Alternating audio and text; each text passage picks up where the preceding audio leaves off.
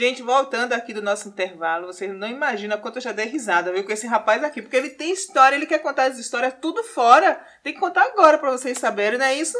Então, a gente estava conversando aqui, conhecendo um pouco da história. Secretário, cara, é agitador. Um agitador positivo, lógico, né? Porque a gente é desses também, né, Edson? Com certeza.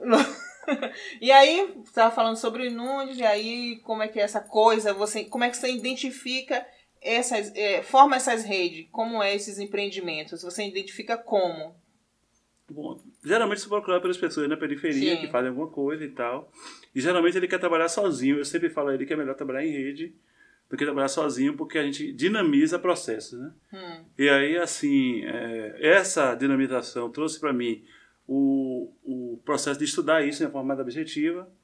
Hoje nós temos 82% de consumidores brasileiros, negros e mulheres, são negros e mulheres.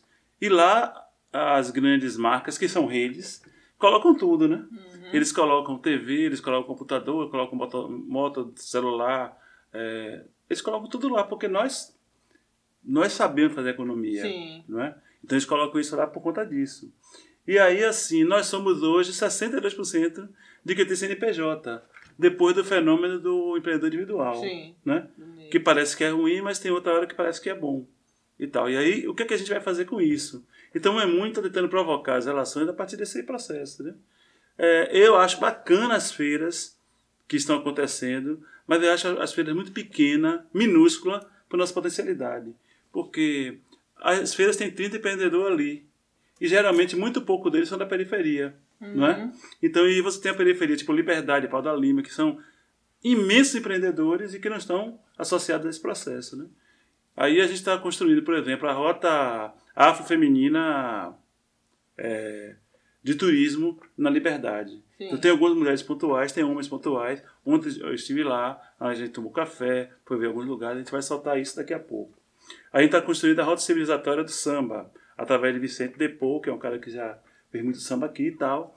E aí afirmando o Centro Histórico e Engenho Velho de Brotas, onde mora a Maria Filipa, sim, que também mora na Bahia Todos Santos. Então é uma brincadeira e o NEB está no meio disso, né? Porque a gente está dialogando com o NEB nesse processo. Então a nossa construção é uma construção que afirma um processo civilizatório, sim, que já existiu, claro. Porque quando a gente veio lá no navio dispersado, nós começamos a desenvolver códigos de entendimento dentro do navio, depois na senzala, depois nos bairros periféricos, depois no terreiro, depois no quilombo. Esses códigos, claro, o Estado continua tentando quebrar os códigos, mas a gente consegue ressignificar esses códigos como afoxé, escola de samba, capoeira, maculelê, hip hop, culinária, sim, e por aí vai. Então, esses códigos nossos, hoje eles vão para a universidade e estabelecem novos conhecimentos, novas informações, a partir desse conhecimento que já está colocado. E quando a gente olha para a África, assim, Sudão, que você sabe que tem são dois evangelhos escritos, né? Sim. A Bíblia... O Corão, né? Não a Bíblia, a nova Bíblia, sim, né? Sim. A nova... Como é? Eu me esqueço o nome, porque eu não sou católico. Testamento. Primeiro Testamento. O Primeiro Testamento é escrito todo no Sudão. Né? E aí, assim, ninguém fala disso. Aí, por que teve o Segundo Testamento? Para ter estudiosos europeus. Né? Aí você tem a filosofia, que a Grécia é o espaço da filosofia. O primeiro espaço da filosofia é a África. E o Sudão era a grande concentração dos caras que pensavam um mundo para além do espaço pequeno, um universo muito maior. Aquele universo muito além, né? E tem um cara aqui na Bahia que fala disso, que fica fazendo poesia na internet, mas eu acho que das pessoas que eu conheci que falam disso, um cara chamado Walter Passos, que fala dessa coisa, desse macro conhecimento do Sudão. Eu até reivindico aqui um espaço para ele vir falar sobre isso Walter aqui, Passos, lógico, que é extraordinário. Ele fala muito de amor.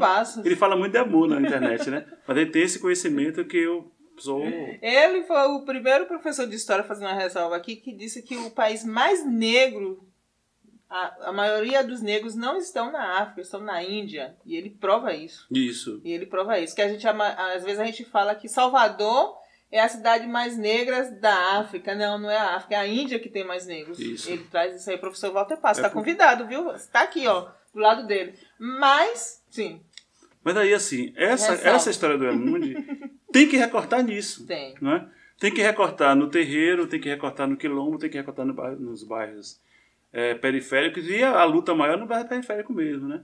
Porque, assim, como é que o primeiro projeto do Emundi, depois que a gente sai daquele espaço bonito da Escola de Medicina, é o Refavela, de Camaçari, que é de uma mulher chamada Janete Santos, que teve o filho dela morto na porta dela, que era o segundo bairro mais violento de Camaçari. E a gente constrói uma metodologia, uma tecnologia, e consegue reduzir essa casa quase zero. Entendeu?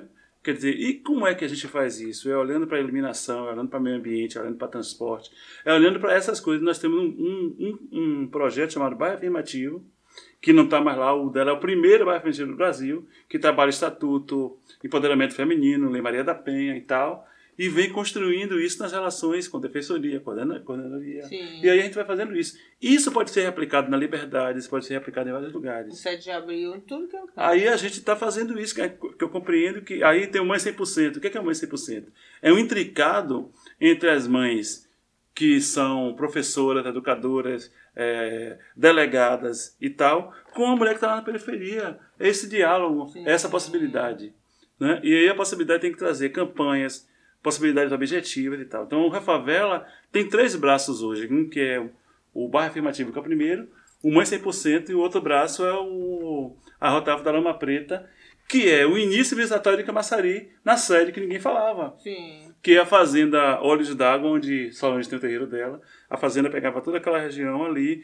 E antes as pessoas adentrarem em Camaçari, ela passava na fazenda Olhos d'Água, que foi o nome do campo 18 da UNEB. Então, assim, você tem hoje, no programa da Rede Turismo Étnico Afro, a Rota da Lama Preta na mão de Janete e a Rota Afro-Indígena, que é em Abrantes, que é o começo de Camaçari, na mão de Marcos Anunciação. São 2 negros no processo de civilizatório de Camaçari. Nessa rede. Então, né? Isso é muito bacana. Num município que eu fui secretário de Cultura, Esporte e Lazer, que resvalava lá no turismo, e que há 40 anos ele investe no mesmo turismo, que é aquelas pousadas, restaurantes e tal. E é 4 meses. A cada 4 anos, aqueles brancos pegam de novo o dinheiro da gente e não dá nada pra gente. E não atravessa a rua para fazer uma ukulele brilhar, fazer as coisas brilhar. Fortalecer, né? Para aí. Não, pare não. Aí a rede, na verdade, o Nunes faz essa ligação, né? Traz essas pessoas para se conectar e se fortalecer. Exato. E dentro dessa articulação também se trabalha a questão da violência contra a mulher. Muito. Né? E o genocídio da população negra, né? Principalmente dos jovens, né? Isso também é uma coisa que a gente tem que realmente... que todo dia tá falando, discutindo. Isso. Porque a gente tá aqui, mas um jovem está sendo morto nesse exato momento. Um jovem negro por uma polícia que não se comunica, né? Que acha que divide as pessoas, né? E aí eu quero que você também traga que tipo de ações você desenvolve, vocês do Inunes desenvolvem dentro dessa perspectiva. E as eleições de 2018, né? A gente tá vendo aí um momento muito crítico do país, né? Que a gente tá nessa campanha que ele não... A gente precisa não votar nele, né? E aí, como é que vocês estão vendo isso? Que daqui a pouco o nosso programa vai acabar, mas dá tempo você falar. E antes disso, eu quero mandar um beijo pra Janete. Me conte aí essas 3 coisas: genocídio da população negra, violência contra a mulher e as eleições. Como é que o Inundi está abraçando e dialogando com essas questões tão caras para nós? Isso. Primeiro, né? Que assim, eu acho que tem que discutir uma coisa chamada segurança pública. Sim. Né? Quando os candidatos do não, dos absurdos, falam de segurança pública a partir da arma, a violência e tal, eles não estão falando de segurança pública, eles estão falando de outra coisa. Segurança pública é saúde, é educação, é qualificar o desenvolvimento a partir da cultura. E segurança pública, e dá uma ocupação para as pessoas que estão ali. Se você não leva, quer dizer, você vai ao Rio de Janeiro, tem escola de samba, tudo aquilo, mas você não faz nada. Só é no carnaval. Então, eu deixei 128 grupos de cultura e revitalização de Camaçari. O que foi feito depois disso? Para dar afirmação a isso, para dar melhoria de qualidade de vida às pessoas a partir disso. Isso é civilizatória dali. Uhum. Então, quando você é ausente do seu lugar, então você some, você desaparece. Então, o tornar invisível o outro é tornar ele possível a morte a qualquer hora. Então, pode matar a mulher negra porque ela é invisível, pode matar o menino negro porque ele é invisível, família negra porque é invisível. Então, quando você fala de empreendedorismo de negros e mulheres, quando você fala de turismo étnico afro, você tira da invisibilidade essas comunidades, essas pessoas. Então, aí a gente começa a discutir. Eu acho que nós estamos em uma crise, mas eu tiro da crise e digo, a gente está criando algo novo. E a gente vai apostar naquilo que a gente está criando, né? Os caras, talvez nós estamos vivendo um período da história, e talvez a história de um homem que seja diferente para a humanidade, eu acho. Né? Porque se você for falar de Mandela, quanto tempo ele passou na cadeia, Gandhi, Malcolm X, esses caras. E Lula é um cara que é preso, jogaram milhares de edifícios em cima dele, a mulher dele morreu, acabaram com a família dele, e ele, no período de 4 meses, consegue reformular uma ideia política, né? E essa ideia política pode sim ganhar a eleição, né? Porque a incompetência extraordinária do grupo que tomou o poder, hoje nós somos 20 milhões de empregados. Quando dói no bolso, mesmo aquele cara da pose, a pequena classe média, ele começa a cair na real. E essa real, se você for olhar, o conjunto de situações tá para dar de ganhar a eleição. Se a gente souber pegar isso, porque o PSDB fala, Meirelles foi Lula, não sei quem foi Lula, mas não foi Lula, foi PT. E eles estão fazendo propaganda do PT, dizendo que como é que a gente tem tanta gente candidata a presidente da República. Então nós fomos eficientes, né? Na coisa de fazer, surgir. Aí eles inventaram um candidato absurdo para bater, para o PSDB ficar livre de estar com a pancadaria. O cara está lá na frente agora, mas ele é a maior rejeição. A gente que trabalhou com marketing sabe que a maior rejeição é o candidato que tem a maior perspectiva de perder a eleição. Porque na hora do debate, a sociedade tende a ter alguma consciência e dizer, fica lá. E o Alckmin parece o candidato do nada, né? Aqui pra nós, né? Gente, então é isso, viu? O programa de Preta tá acabando. Mas dá tempo ainda, né, cinegrafista? Dá tempo, Edson, mandar um alô pra galera, né? Vote consciente, sei lá, isso. Entendeu? Dá um recado. E eu dizer pra vocês que acompanhem o programa Conversa de Preta nas redes sociais, viu, gente? Não deixa de seguir a gente, não. Sim, Edson, por favor, fique à vontade. A gente acabou. Muito obrigado. Quero agradecer, né, você ter vindo aqui no programa Conversa de Preta, fortalecer esse programa que é nosso, que a gente vai entrar nessa rede também. Isso. Né, para fortalecer. A gente tem uma TV que é nossa, TV Crimurê. Aí eu quero que você deixe uma mensagem para os nossos amigos e amigas.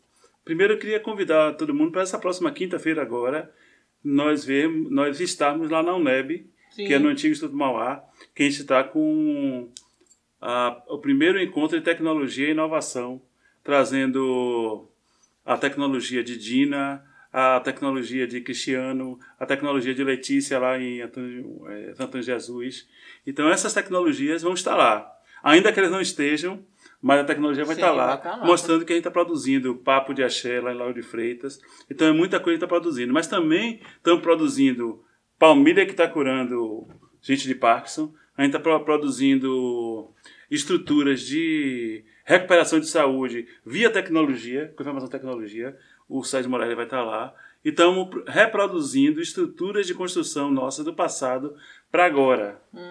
E aí a gente está mobilizando um museu na Cidade Baixa, vocês vão conhecer. A partir dos conhecimentos do Egito, a gente transformou em tecnologia. São 2 negros, que é Ricardo e Sérgio. Eles vão estar lá mostrando isso para a gente. É esse tipo de coisa que a gente está mostrando lá. Então é isso, gente. Fique com a gente. Conversa de Preta, Inunde-se, TV Crimurê. Tamo junto.